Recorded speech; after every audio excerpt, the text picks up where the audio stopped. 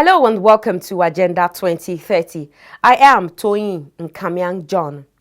Youth involvement is a cardinal part in the implementation of the Sustainable Development Goals. In Nigeria, the involvement of youth have been inspiring. On this week's episode, we will be showing you efforts by some youth groups and civil society organizations that are doing great works towards the implementation and actualization of the SDGs in Nigeria. First, we will join Adesuwa Osuyi as she brings you briefs on trending stories on the implementation of the Sustainable Development Goals across the world. Stay with us. As demand for power reaches 11,000 megawatts, the Philippines have launched her 200 kilowatts floating solar power project. The solar project is above one of the Philippines' largest reservoirs. As new opportunities arise for creating innovative technologies, floating solar facilities, which are the installation of solar panels on a body of water, is advantageous for countries with minimal land availability. Floating panels are up to 16% more efficient than land-based panels because of the cooling effect of the water. They also prevent water from evaporating, thereby saving freshwater supply in reservoirs, and can even stop the growth of algae that can harm fishes. Scientists have made a discovery that could revolutionize plastic recycling process with the discovery of an enzyme that eats plastic waste. The enzyme breaks down plastic bottles and textiles in just a few days instead of the long number of years it would usually take for plastic to decompose. The enzyme is said to occur naturally and was first discovered in trash dumps in Japan. In a bid to see how the enzyme may have evolved, the scientists accidentally made the enzymes better at eating up plastics. They say the enzyme could be engineered further to make it better and faster at eating plastic wastes. In an effort to harness the power of ocean waves, engineers have built in Brazil the Cope subsea wave energy device that uses ocean waves to produce power. Ocean waves drive connected pumps to a freshwater supply, then pressurized water activates the turbine, which then turns the generator to make power. At full capacity, the device could produce up to 87 gigawatts of power. Ocean wave energy is an ocean-based renewable energy source that captures energy of wind waves to do useful work like water purification, or as in this case, generate electricity. An advocacy group committed to actualizing Goal 3 of the SDGs, which is good health and well-being, the High Blood Pressure Nigeria, recently took its sensitization and outreach campaign to some rural areas in the FCT to create more awareness on the need for people to check and monitor their BP regularly. The High Blood Pressure Group team leader in Nigeria, Antonio, says the group targets are young people from the ages of 25 years and above, adding that they have discovered that high blood pressure is a deadly disorder. You may not see or feel any symptoms, but the results of high blood pressure are heart attack or stroke, and is the highest and most silent killer of all. As part of the advocacy project themed Know Your Number, KYN, the group also visits groups, churches, mosques, and marketplaces so as to share the importance of monitoring blood pressure, which it says is the first step towards a healthy future. In a bid to achieve clean and efficient energy that can be produced where and when needed, the Netherlands have pioneered an approach towards generating and sharing energy that could make its economy 90% self-sufficient through the decentralized sharing of energy at local level between households using microgrids. In a report published by Metabolic, Netherlands-based energy system company, it is said that the new approach could pave the way for 100% self-sufficiency in power and water, if optimized properly. Microgrids could also play a pivotal role in supporting efforts of transition to renewable energy systems and meet climate targets. The Dutch government has pledged to drop its carbon dioxide emissions by 85 to 90% by 2050.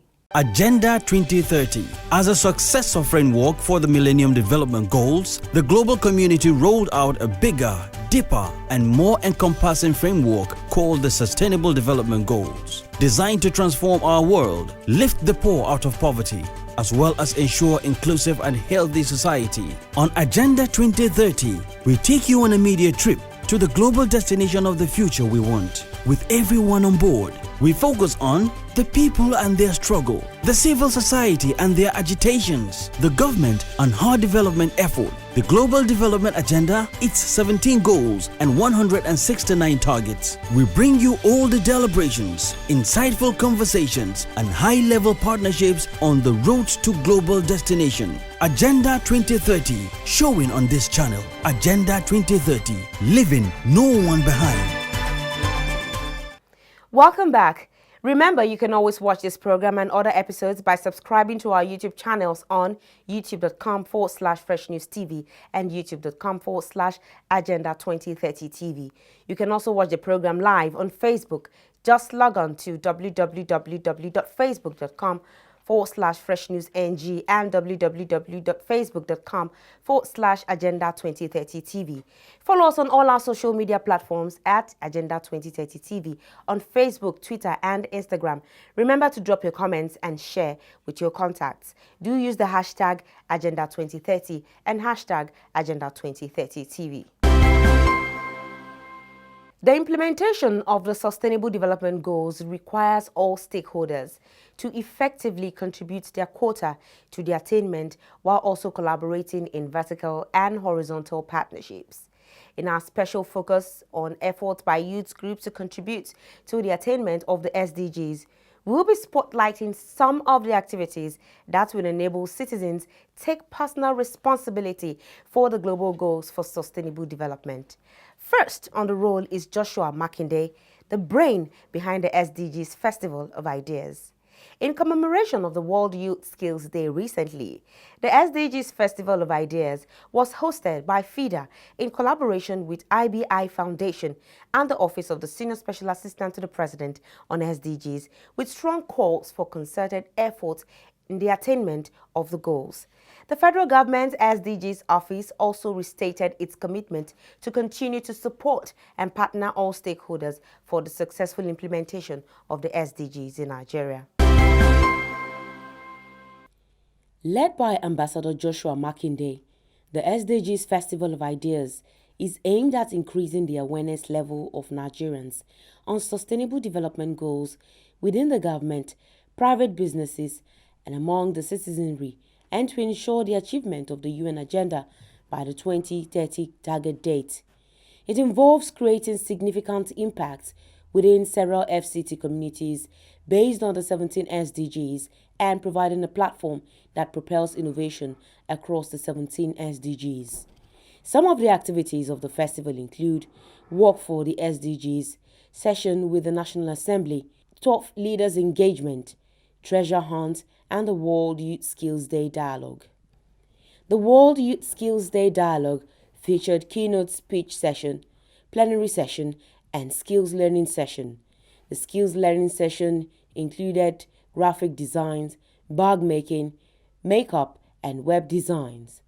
In his address, the head of sectors, Malam Yahya Hamza, who spoke on behalf of the federal government's SDGs office, restated its commitment to continue to galvanize all stakeholders for the attainment of the goals. The 5-day Festival of Ideas is the first phase, while the second phase of the program is planned to hold in September for 17 days with several structured programs focused on the realization of the aim. In a related development, the federal government has continued to reassure of its unwavering commitment to continuously support and partner all stakeholders for the successful implementation of the SDGs in Nigeria. Secretary of Programs at the OSSAP-SDGs, H.K. Suleiman, represented by Patricia Aniegwe, said the office is committed to actualizing Target 4.4 of the SDGs. The assurance was given at an event organized by the Ministry of Youth and Sports to mark the World Youth Skills Day. It gives me great pleasure to be here today at this very important event. Permit me first to commend the Federal Ministry of Youth and Sports Development for harnessing the dynamism of sports for socio-economic development in Nigeria and their tireless efforts as engaging critical stakeholders to make greater impact for sustainable growth.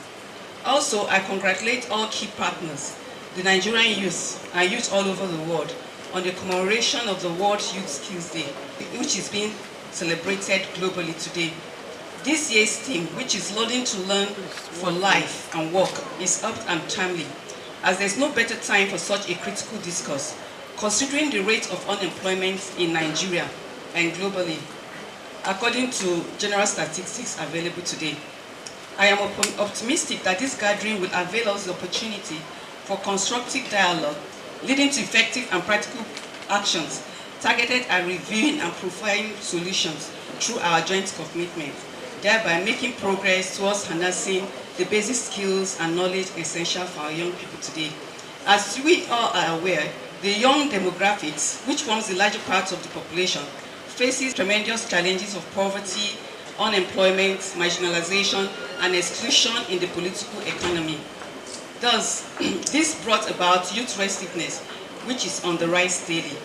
Thus, we all must work in the spirit of partnership and pragmatism to make the right choices to improve life in a sustainable way by creating opportunities for the youth to move out of poverty into decent and sustainable work for inclusive growth.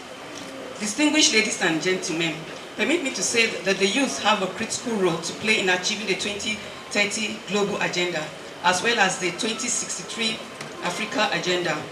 The SDGs Target 4.4 is to substantially increase the number of youth and adults who have relevant skills, including technical and vocational skills for employment, decent jobs, and entrepreneurship.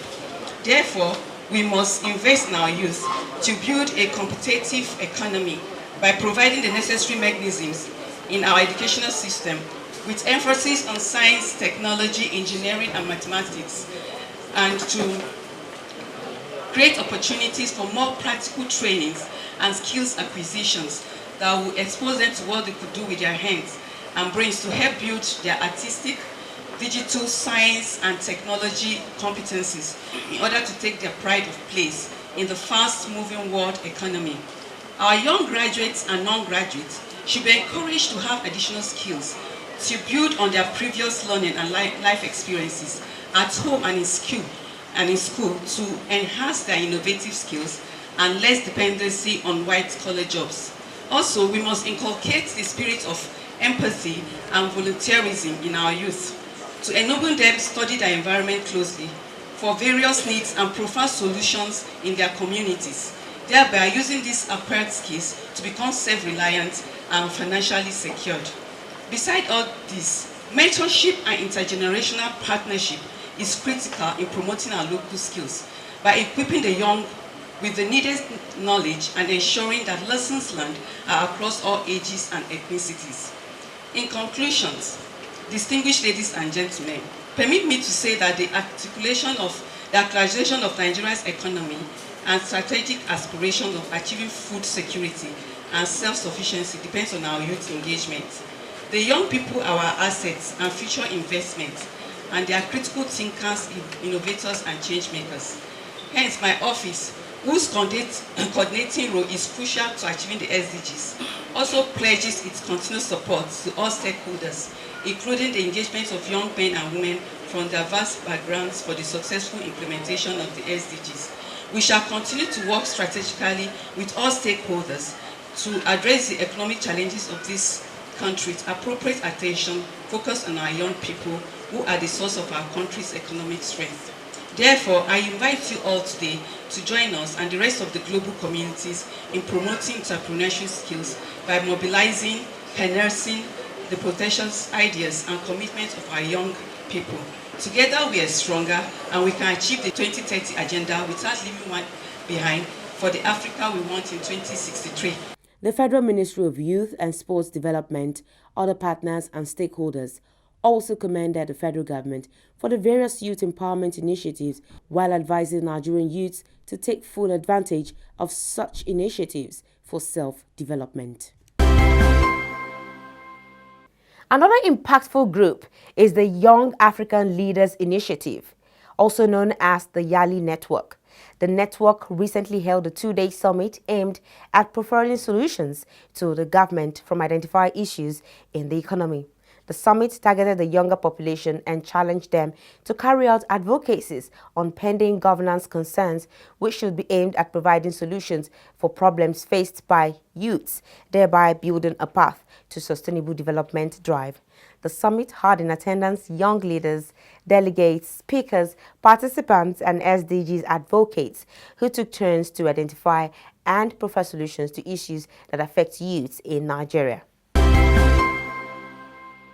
Seated in this room are youths from different parts of Nigeria and African countries who converge to chart a way forward on youth inclusion in government policies for sustainable development that will promote leadership role among African youth. With the theme Paradigm Shift, Youth Inclusion in Government Policies for Sustainable Development, the 2019 edition of the YALE Network Summit was organized with the aim of unpacking the key issues facing youth in the 21st century in a developing economy like Nigeria's and devise strategies that can be adopted to address these issues. It is a resolution-focused advocacy project encouraging inclusive governance, development, and public-private partnership in helping youths to tackle these challenges. According to the coordinator, YALE Abuja, Nnemeka Eziani, the main goal of the summit is to proffer solutions to the government from identified issues in the economy. The summit targets the younger population and challenges them to carry out advocacies on pending governance concerned, which could be aimed at providing solutions for problems faced by youths, thereby a path to sustainable development drive. Speakers identified different skill sets, including the use of information communication technology, ICT, as a tool for creating job opportunities for the teeming Nigerian youths, while at the same time adhering to moral and cultural values in their endeavors. What we are saying this morning is, can we scale it up? Can we get to a point where every Nigerian youth, as something he's doing with technology, is probably building an app, or is building doing web design, or is into something that the future recognizes. I was talking about big data and handling data and analyzing it. It's going to help you a lot in understanding certain trends and traffic, and that's what they do today. If you want to sustain development, these basic positive parts of us need to be elevated to a higher level. You cannot fund a company, whether it's IT company or any other company, and run it alone. You are going to have people to help you to run it. And you need to treat those people as human beings. That's the summary of it. If you don't treat them as human beings, then they will somehow run down the whole place to your own disadvantage.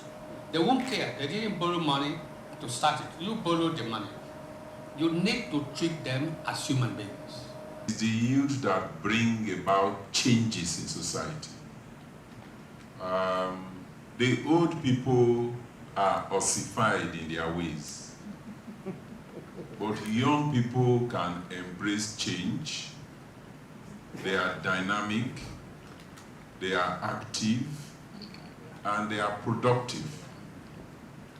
That is why there is a common cliche that the youth are the future of tomorrow.